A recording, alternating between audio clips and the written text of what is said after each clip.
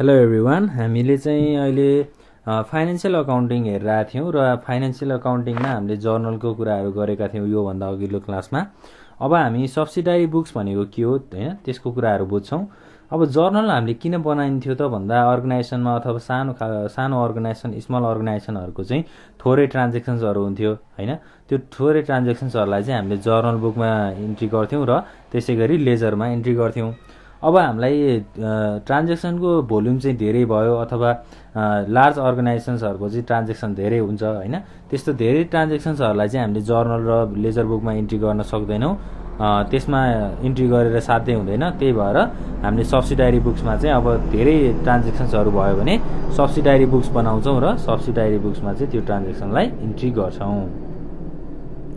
अब subsidiary book त्यही भएर सब्सिडारी बुक बनाउन आएको हो भनेर भन्न सकिन्छ हामीले होइन। A separate subsidiary book is prepare for the transaction which have similar and recurring in nature है। अब ट्रान्जेक्सन्सहरू चाहिँ फरक फरक हुनसक्छ तर तिनीहरूको कुराहरू अथवा तिनीहरू एकअर्कामा मिल्छन्, एउटै नेचरका छन् भने तिनीहरूलाई हामीले सब्सिडारी बुकमा चाहिँ प्रेजेन्ट गर्छौँ अथवा सब्सिडारी बुकमा रेकर्ड गर्छौँ। जर्नल भनेको त एउटा प्राइमेरी रेकर्ड हो ट्रान्जेक्सनको होइन, जहाँ चाहिँ अब थोरै अमाउन्टमा ट्रान्जेक्सन्सहरू रेकर्ड गरिन्थ्यो। अब सब्सिडारी बुक्सका पनि धेरै टाइप्सहरू छन् होइन। जस्तै हामीले कुरा गर्न सक्छौँ पर्चेज बुकको होइन। त्यसै गरी अरू के हुनसक्छ त, जस्तै पर्चेज रिटर्न बुक,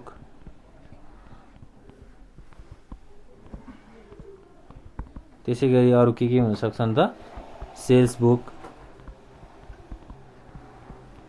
होइन। त्यसै गरी सेल्स रिटर्न बुक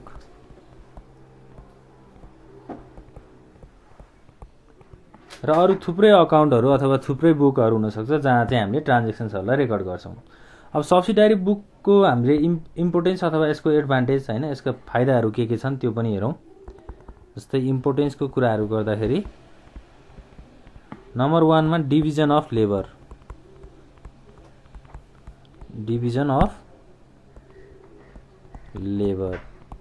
सब्सिडारी बुकले चाहिँ के गर्छ त भन्दा लेबरहरूलाई चाहिँ डिभिजन गर्ने काम गर्छ। जस्तै यसले चाहिँ अब ट्रान्जेक्सन्सहरूलाई इन्ट्री गर्नको लागि एउटा छुट्टै अकाउन्टिङ पर्सनलहरू राखिदिने होइन। जस्तै for example the work of recording all credit purchases can be assign to a staff and the recording all credit sales to another staff भनेको कुनै एउटा पार्टिकुलर अकाउन्टको अथवा कुनै एउटा क्रेडिट पर्चेजेसको होइन उधारोमा किनेर ल्याएको सामानलाई चाहिँ एउटा छुट्टै स्टाफलाई त्यसको रेकर्ड गर्न दिने, त्यो कुराहरू डिभिजन अफ लेबरको कुराहरू आउँछ। त्यसै गरी सेकेन्ड नम्बरमा हुन्छ हाम्रो प्रम्प्टनेस इन वर्क।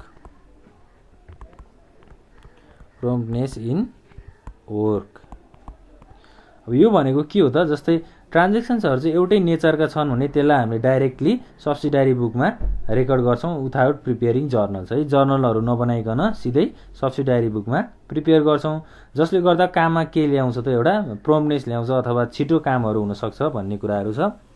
त्यसै गरी थर्ड नम्बरमा छ इन्क्रिज इफिसियन्सी। इफिसियन्सी भनेको सजिलो है, सजिलोको तरिकाले हामीले बुकहरूमा ट्रान्जेक्सन रेकर्ड गर्न सक्छौँ। र फोर्थ नम्बरमा छ रिडक्सन अफ इररहरूलाई चाहिँ के गर्ने त, रिड्युस गर्ने अथवा घटाउने काम चाहिँ हाम्रो सब्सिडारी बुकले गरेको हुन्छ।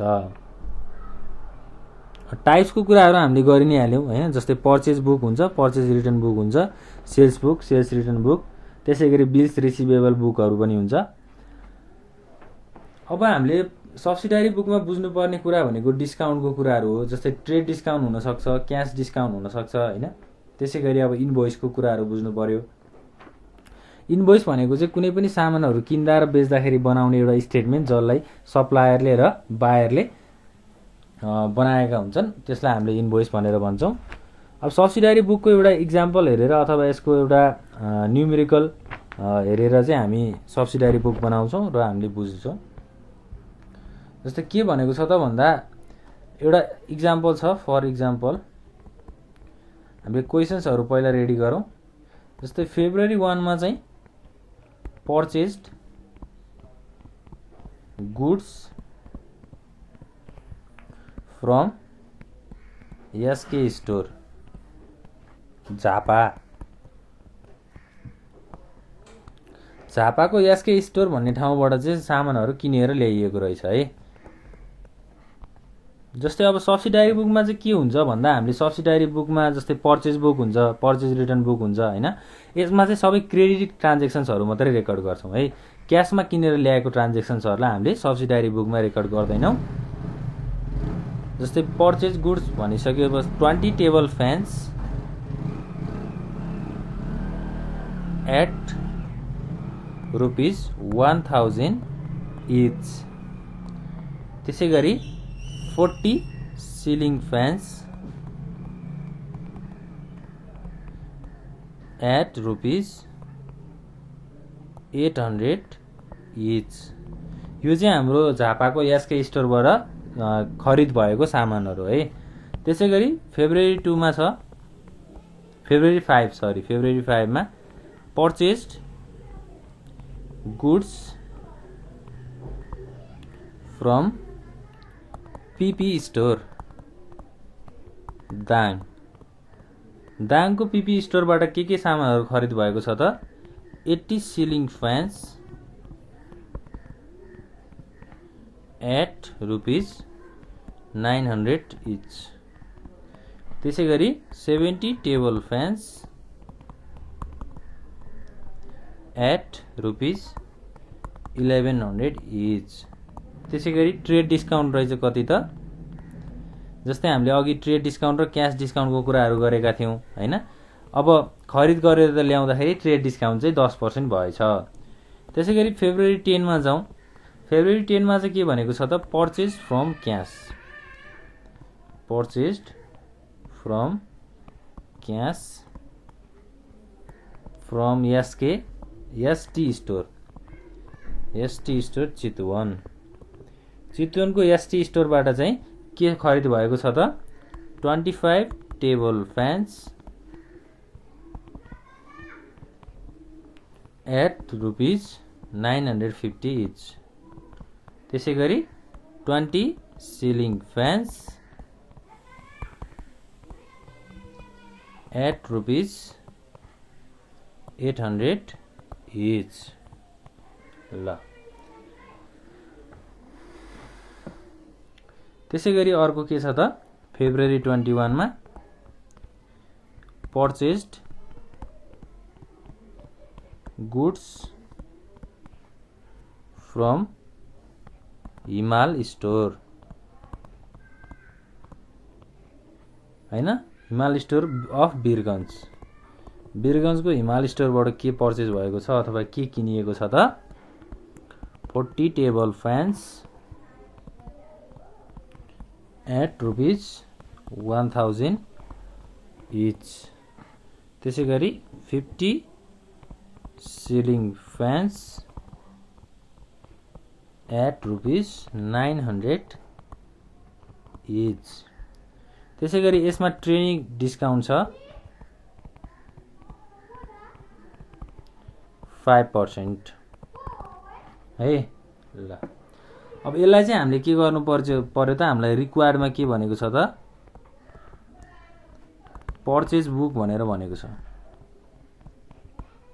अब पर्चेज बुक बनाउनु पर्यो हामीले हैन। पर्चेज बुक बनाउनको लागि हामीले फर्मेटहरू रेडी गर्नु पर्यो।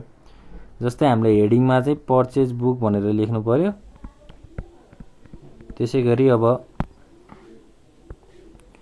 टेबल चाहियो हैन।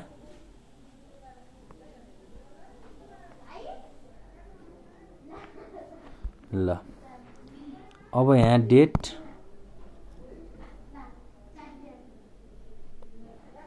त्यसै गरी पार्टिकुलर्स,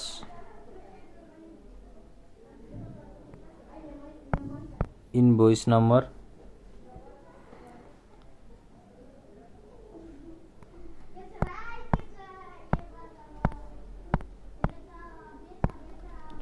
लेजर फोलियो नम्बर र अमाउन्टको कुराहरुमा अब डिटेल्स र अमाउन्ट हुन्छ हैन।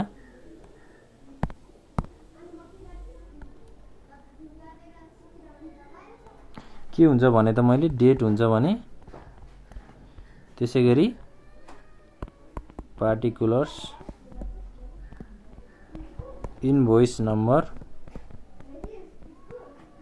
लेजर फोलियो नम्बर, डिटेल्स र अमाउन्ट। ल अब हामीले रेकर्ड गर्नु पर्यो फेब्रुअरी 1 को ट्रान्जेक्सन। फेब्रुअरी 1 मा के भनेको छ त, purchase goods from SK store Jhapa. झापाको एसके स्टोरबाट के पर्चेज भएको छ, 20 table fans at ₹1000।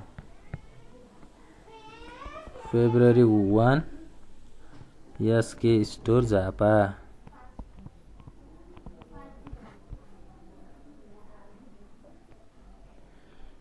Twenty table fans at ₹1000 each भनेपछि 20 टेबल फ्यान्सलाई एउटा टेबल फ्यानलाई 1000 रुपियाँ पर्छ भने 20 टेबल फ्यानलाई कति पर्ने भयो, 20,000 पर्ने भयो, जसलाई हामीले डिटेल्समा लेख्छौँ। त्यसै गरी अर्को के छ, 40 सिलिङ फ्यान्स एट ₹800 इच भनेको 40 एउटा सिलिङ फ्यानलाई 800 रुपियाँ पर्छ भने 40 वटा सिलिङ फ्यानलाई कतिवटा पर्ने भयो त, 32,000। र अब यसलाई हामीले के गर्नु पर्यो, टोटल गर्नु पर्यो। टोटल चाहिँ हामीले यसरी गर्छौँ र फाइनल अमाउन्टलाई हामीले अमाउन्ट कोलममा लेख्छौँ। त्यसै गरी फेब्रुअरी 12 मा जाउँ, फेब्रुअरी 5 है, सरी फेब्रुअरी 5 मा जाउँ।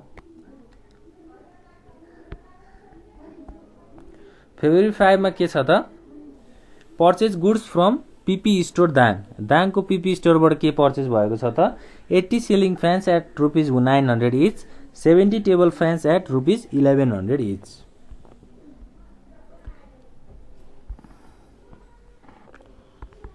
PP store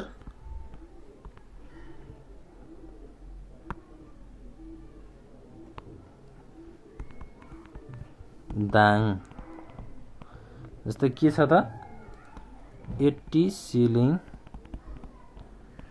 fans at ₹900 each, 70 table fans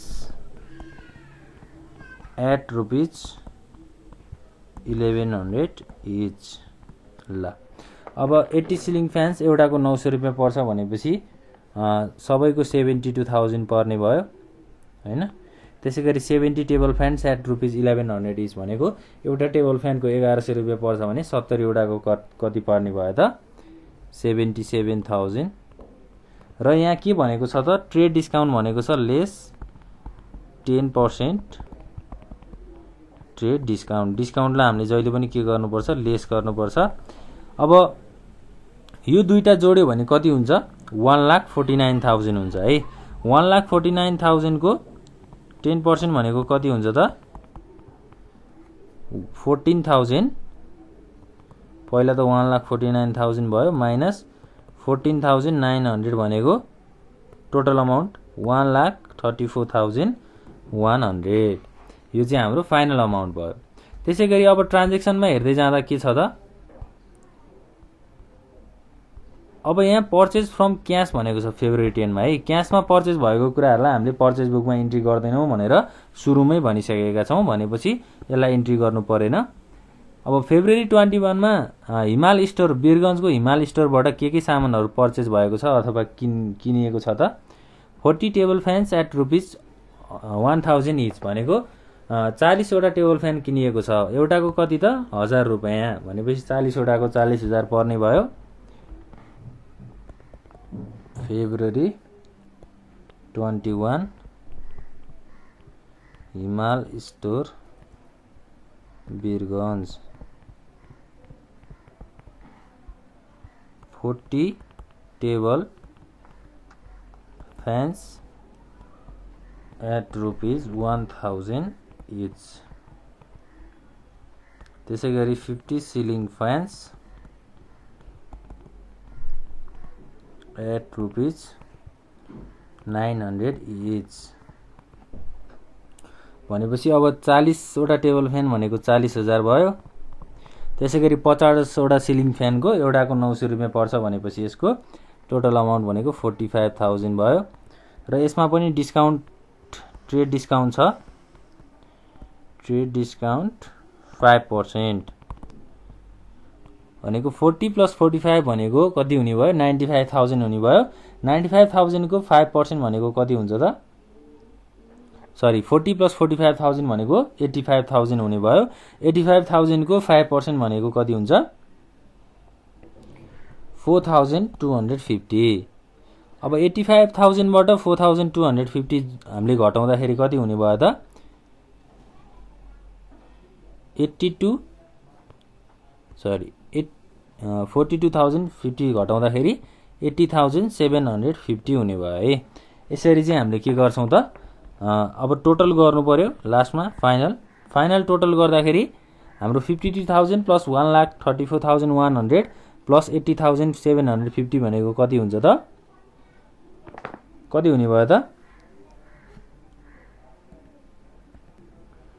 total चाहिँ हाम्रो 2,66,850 आउने भयो ल यसरी चाहिँ हामीले पर्चेज बुकमा सब्सिडारी बुकको पर्चेज बुकमा चाहिँ ट्रान्ज्याक्सन्सहरुलाई रेकर्ड गर्छौं हामीले डाइरेक्टली रेकर्ड गर्छौं यो सबै ट्रान्ज्याक्सन भनेको के हो त एउटा क्रेडिटमा भएको ट्रान्ज्याक्सन्सहरु हो हामीले क्याशमा भएको ट्रान्ज्याक्सनलाई चाहिँ हामीले माथि क्वेशन्समा के गरेका छौं त नेग्लेक्ट गरेका छौं अथवा त्यसलाई हामीले रेकर्ड गरेका छैनौं त्यसलाई चाहिँ हामीले पर्चेज अकाउन्ट बनाउँदाखेरि पर्चेज अकाउन्टको लेजरहरु बनाउँदाखेरि लेजरमा पोस्ट गर्छौं